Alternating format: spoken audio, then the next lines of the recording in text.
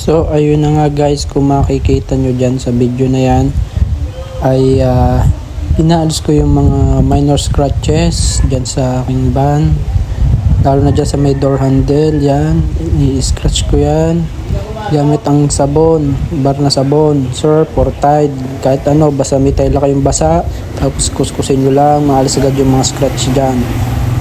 Yan, especially dyan sa may door handle, yan, laging tinatamaan ng kuko natin yan kapag nagbubukas tayong pinto. So ayan guys, yan, kung makikita nyo, paulit-ulit ko siyang kinukuskus hanggang mawala.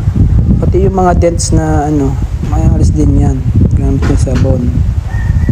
Yan, so yan, paulit-ulit kong tinaano yan hanggang mawala. Sa ilalim, sa gilid, yan, kahit sa parts, basta't minor scratch lang siya. Pero pag kayo malalalim na, hindi na pwede natin gawin yan.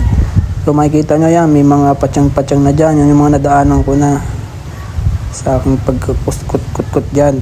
Now that we have found that we hear that this na sabon lang. Yan o, ganyan lang.